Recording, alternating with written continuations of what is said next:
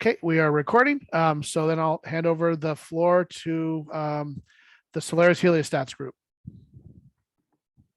Hello, I'm Alexandra Gaskins. Hi, I'm Cassidy Hoyt. Hi, I'm Stephen Jenkins. I'm Matt Maloney. I'm Pedro Marcano. Hello, I'm Cameron Nan. And Davis Whitfield. And we are Solaris. This semester, we were tasked with designing and building a functional heliostat that met specific customer requirements. This presentation shows the effort we put into creating a unique design that met and exceeded the needed specifications. Next slide. Okay, so our hedgehog concept for our heliostat was to maximize cost efficiency, increase heliostat longevity, and increase accessibility. We thought cost would be really beneficial to keep low because that means that more heliostats can be manufactured, and with more heliostats, more solar energy can be collected. To increase the longevity of the heliostat, we made all of the more fragile components internal. This means all the gears, wires, and motors are protected from the Las Vegas weather conditions. And with a focus on accessibility, our team designed detachable panels, which made it possible to access the motors and gears if there's an issue. Because they're easily accessed, it's much easier to repair them or replace them if necessary. Next slide. Okay, so at the beginning of the semester, we pulled what we thought were the most important customer needs. During the presentation today, we're going to talk about how we completed each one of these. We thought cost was so important that we made it our hedgehog concept, so I won't go over that again.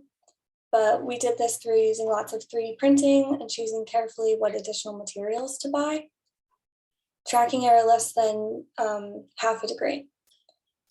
Our team thought without this, the heliostat would be too inaccurate to use. So we used a planetary gear system with a ratio of 1:5 to decrease the tracking error. Later in the presentation, we'll go over the accuracy that this gear ratio creates. Onboard controller within module. Once again, the heliostat wouldn't work unless it has a controller.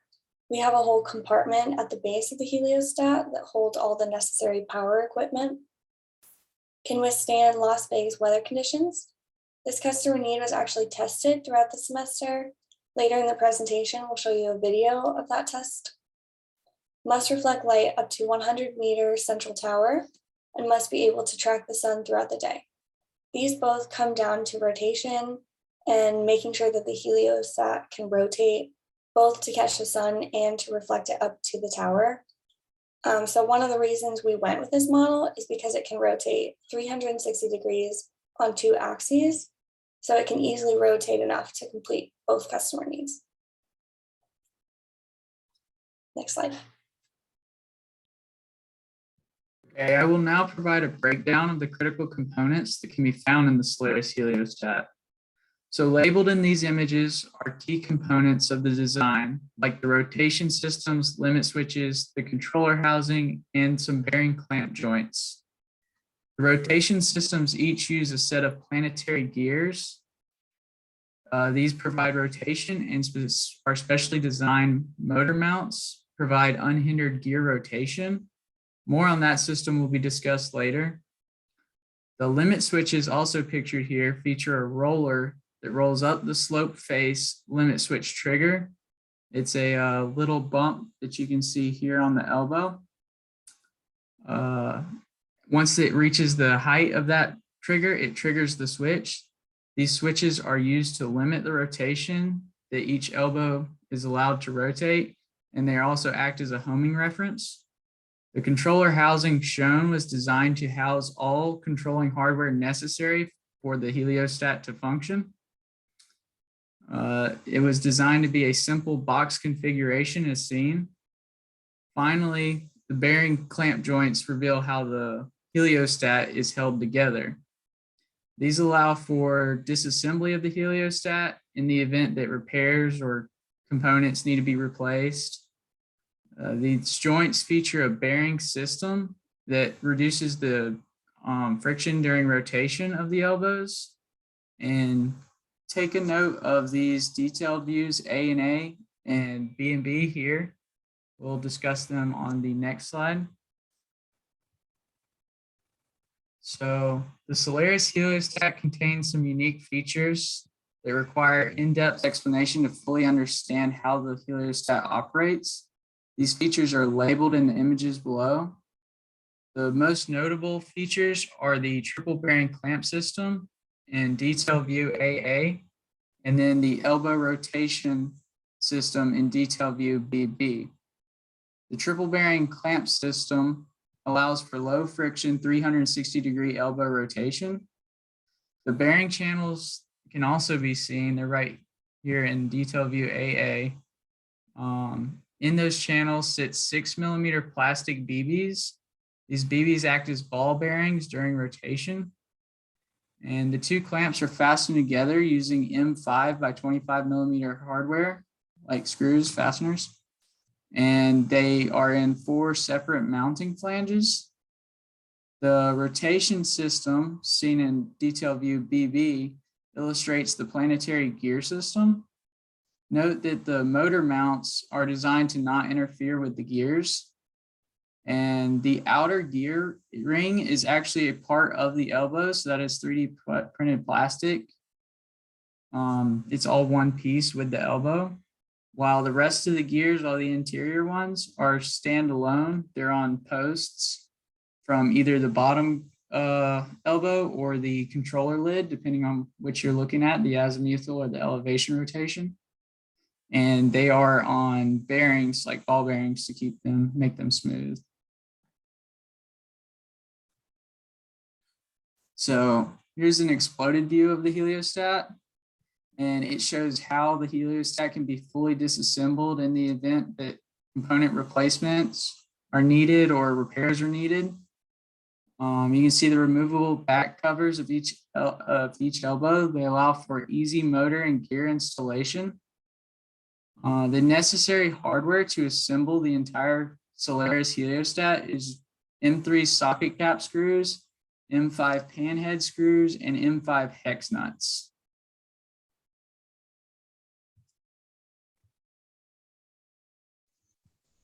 Our heliostat could withstand the most extreme weather conditions possible at the target location of Las Vegas, Nevada. We conducted the wind survivability test seen here. This test was separated into 2 parts of different wind velocities the heliostat would have to endure in Las Vegas. The test was conducted inside an improvised air tunnel made out of cardboard with a square cross-section with side length 0.91 meters, and the tunnel being 1.8 meters long. The first low-speed test will have the heliostat face at 5.3 meters per second wind velocity generated by using an indoor industrial fan. This test will last for 5 minutes and will have the heliostat positioned in normal operating configuration. The second high-speed test will use the same wind tunnel, but will instead use a leaf blower to generate a wind velocity of 60 meters per second, and again last for 5 minutes. And a video of the test can be seen on the right side of this slide. Next slide. The next test that we conducted was the laser reflection targeting test, and it was conducted to demonstrate the heliostat's ability to reflect light from a source to a distant target while meeting the accuracy requirements of the customer. Before each test, the heliostat was homed using the limit switches inside the gearbox, and to perform the test, a laser was pointed straight down at the heliostat.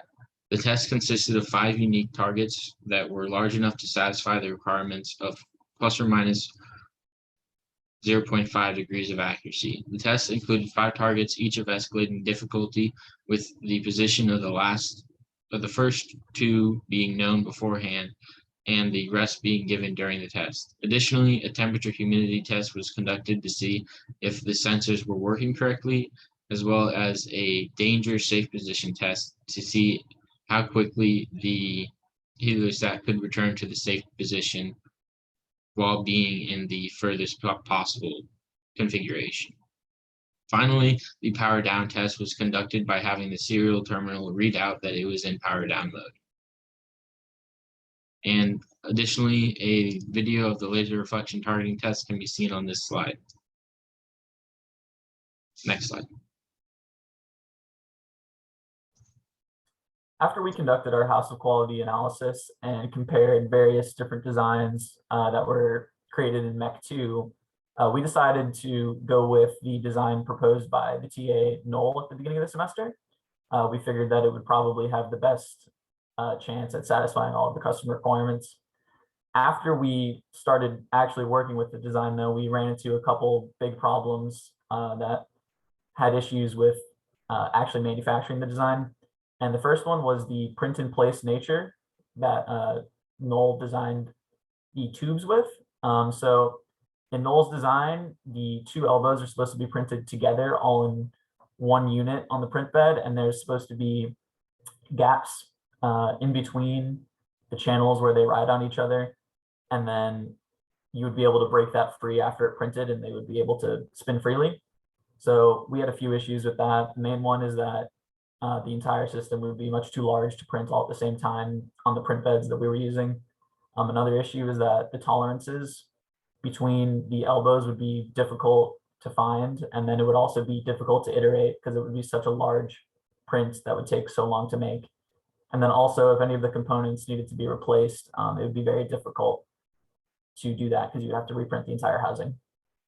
So to combat that issue, we came up with the bearing channel clamp system at both axes of rotation on the elbows. And then using that, we avoided the whole print in place issue and then just connected them using the clamps, which allowed us to take everything apart after it was built and then reprint parts individually if needed. The other issue that we had with the original design was the use of a harmonic drive gear system to reduce the step size. And the issue with that was that because we were 3D printing everything, we were unable to create a ring gear that was flexible enough to actually move in and out of the gear teeth as a harmonic drive was supposed to function. So we ended up scrapping that idea after a lot of testing, and we went with a planetary gear system instead. And we used the gears to reduce the step size so that we would be able to be underneath the accuracy requirements specified by the customer.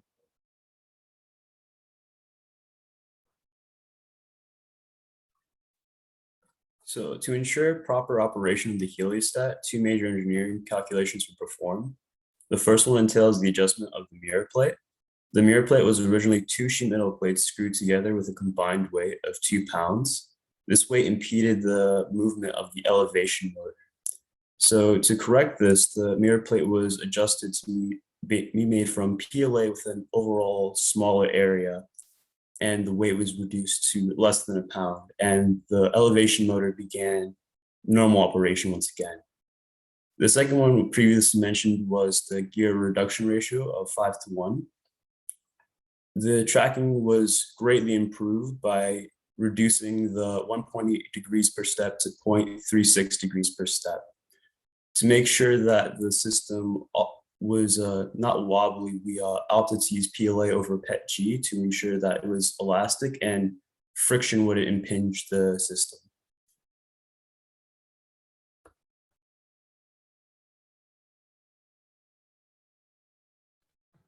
As you have observed, our heliostat model is mostly composed of 3D printed parts. For that reason, PLA filament is the main raw material for manufacturing this product.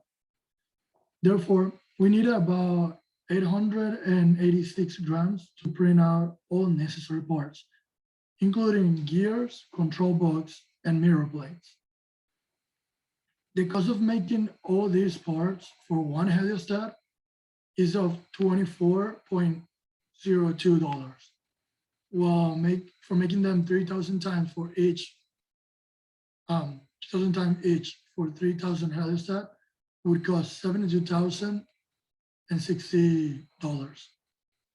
Additionally, our model is assembled together by using two types of bolts with their respective nuts, M5 and 25 millimeters and M5 times millimeters.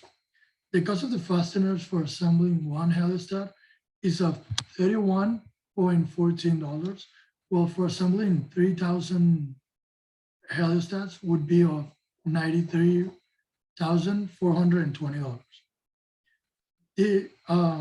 Thus, the total cost of producing one heliostat would be approximately $56 and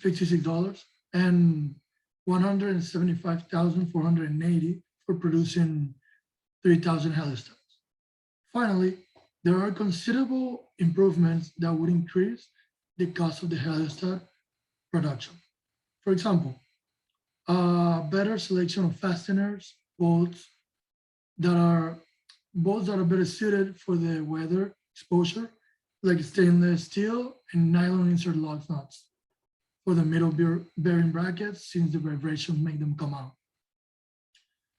These changes were not made in order to meet the customer need of a total cost of less than $100 for manufacturing one heliostat, and meet our head-shop concept of optimizing cost production.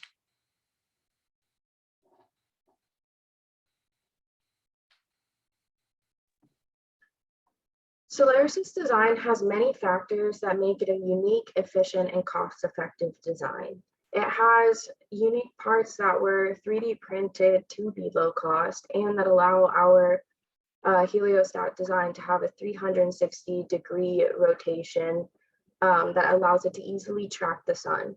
Our prototype parts being low cost make them easy to replace if they were to ever be broken. It makes the whole machine low cost, and it makes it so a company could produce a bunch of heliostats for a cheaper price, expanding their profits. Another thing that increases company profits is we made our heliostat easily accessible, and we made it so it would last a while. And the easily accessible and longevity, being able to go in and change singular parts if they were to break over time, it reduces the time that the heliostat is out of commission and not producing energy for the companies to profit off of. Next slide. Our value proposition for our product is that our product is a prime example of applying unique design tactics that minimize the overall cost of manufacturing and increase heliostat's longevity. With all of the unique designs we added to this, we made sure it met all of the customer requirements. We made sure that it benefited the customer in as many ways as possible. And not only did we meet all of these requirements, but we actually improved on them to make it a more efficient heliostat. Thank you for coming to our presentation.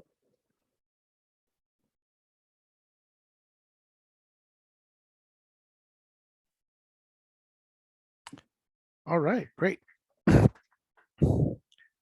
Thanks for your presentation. We've got, just about 10 minutes, a little over 10 minutes, given the new timeline. So if there are questions from the panel, we can entertain those now. Hi, Dr. Trum. This is Rick Miles from Northrop Grumman. Guys, I really liked the upfront presenting of the customer needs, so I know what the objective of your project is. A lot of teams didn't do that, and while I know, because I've seen a lot of these presentations, what it is, it's always good to remind your people why you're doing what you're doing. So really appreciate that. I also liked some of the discussion you had on some of your design changes and why you made them. I thought you explained well as far as providing the access plates in order to mount the motors, and also the movement from the harmonic to the planetary gear system. So good job on that. I know the focus on this one was on the prototype, but I'm also thinking future, right? Where you've got a farm of these sort of things. Is the idea here that this would scale up to give your 1 meter by 1 meter thing, or is it going to be at several of these for each of your little groups in order to make your heliostat farm? So this being a prototype, it was made to fit kind of within that 1 meter by 1 meter to give the consumer a chance to make that decision on their own. Since they're all 3D printed parts that are all made by us and they're unique like designs, you can always scale them up if that's what the consumer wanted to do. But if the consumer wanted to have a bunch of these in that 1 meter by 1 meter area, they could do that as well. It just depends how many heliostats they'd actually want. Maybe if they'd want to use less motors and less stuff like that, that might be a bit more costly in the future. They could scale them up and just get a larger reflective area. Okay. Just looking at that one picture there, right? And I know it's a prototype, but I look there and I see the mirrors kind of not mounted completely right. You can see some lift off going on with the mirror there. Are we just applying the mirror with adhesive? Is that the plan going forward, or how are we mounting the mirror to our actual structure? In that photo, the mirror is just put on there with masking tape just to hold it during some prototype testing, like some laser testing. But in the end, we actually fully attached it with the adhesive backing that is on the mirror itself, some 3M backing. Okay. So that'll be all it is. Okay. And then if you could go to your cost slides.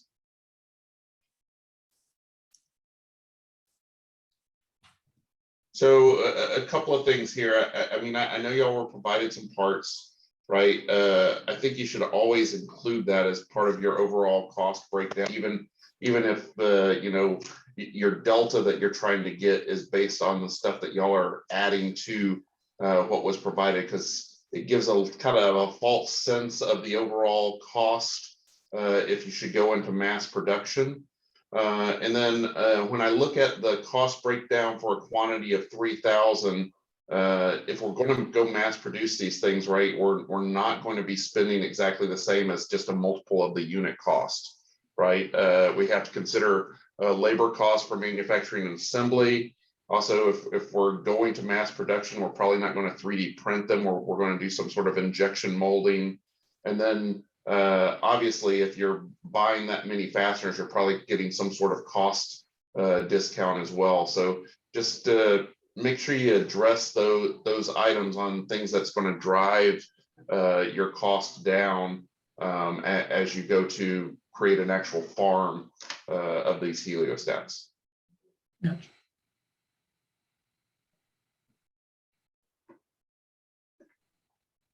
Yep, for sure. Thank you for those suggestions. We'll certainly take those into consideration when we write the report. We should definitely add those in. Good job, guys. Thank you. Thank you. Can I ask a question? Yep. Okay, great. Thank you. So overall, great job, everyone. And I just have one small place. I just need some clarification. So could you please go to the page 8?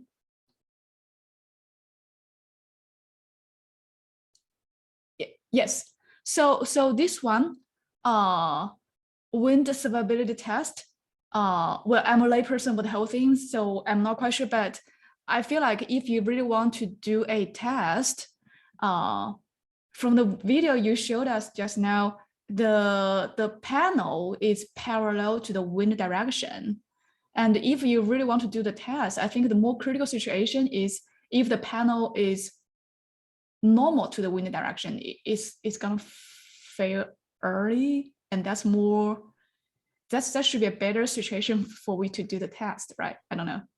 Yes, we actually tested both situations. We used a lighter wind speed for the what we called operating mode, which would be when the heliostat is trying to function.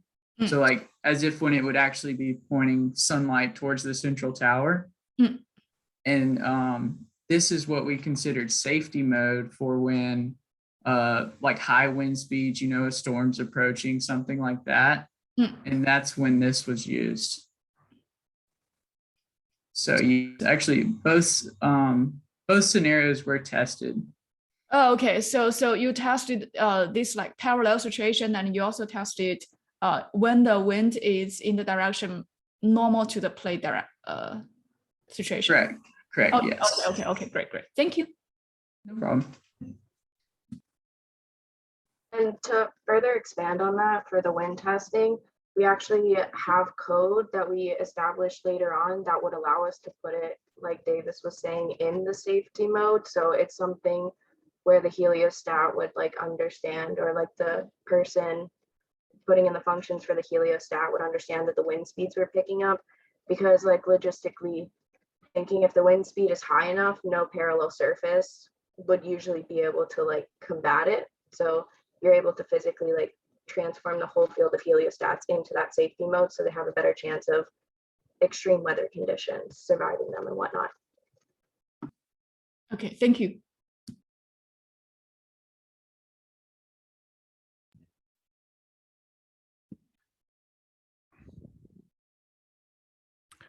Okay. Any more questions from our panel? Dr. Greenslit, Kathleen? So thank you for, sorry, I just joined really last minute. So, so this, related to this wind survivability test, how about have you checked the weather, like rain or something? Because I think the previous question you answered, mirror will be glued, glued, right?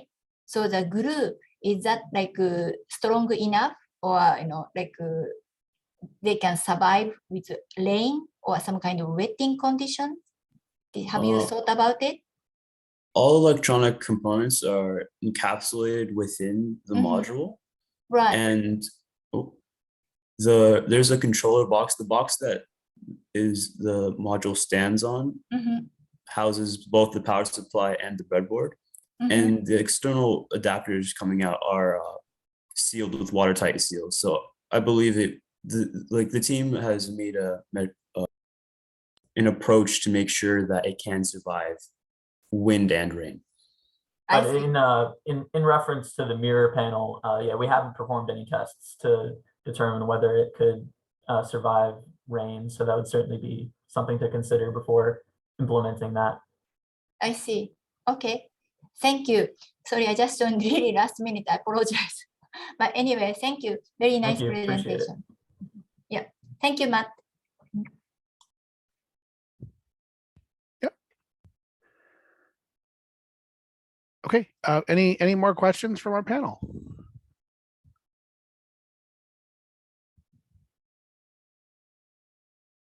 Okay. So seeing no questions, I think we'll wrap it up there. Oh, sorry, I'm getting text messages from another group, which I'll ignore for a second. So I just want to say, while we still got the recording going, that you guys, took a risk, right, by taking the baseline design with all of its complexity, the harmonic drive, the non-orthogonal axes, the print and place systems. And there was struggling and suffering, which I observed firsthand as you guys worked your way through all the complexities of that design. And I agree with Rick. There were moments where you just had to abandon certain things and adopt other subsystems that were a bit easier to wrap your minds around. And so I just appreciate that you guys never gave up. You guys pushed all the way through, and finally here in the last couple days of the last week, you've got a viable design. So your persistence was, definitely noticed and appreciated, and it looks like it paid off, because you guys have got a really cool working design now, after putting a lot of blood, sweat, and tears. So just appreciate that you guys never gave up, that you kept going, even though at moments it seemed hopeless. So just wanted to say that, so you guys heard it from me. Thanks, Dr. Trom. We appreciate it. Thank you, Doctor. All right, very good. Well, then we'll stop recording. Maybe.